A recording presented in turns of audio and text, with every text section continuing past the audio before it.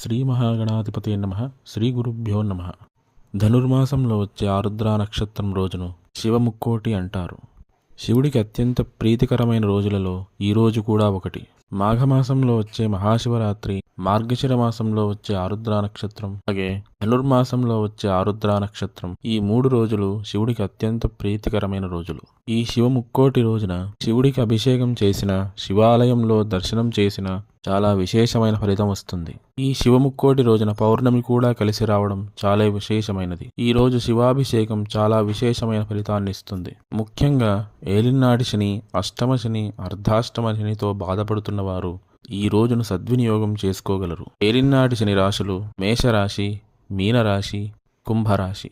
అష్టమ శనితో బాధపడుతున్న వారు సింహరాశి వారు, అర్ధాష్టమ శనితో బాధపడుతున్న వారు ధనుస్సు రాశి వారు. కాబట్టి ఈ రోజును సద్వినియోగం చేసుకొని శివానుగ్రహం పొందండి. స్వస్తి.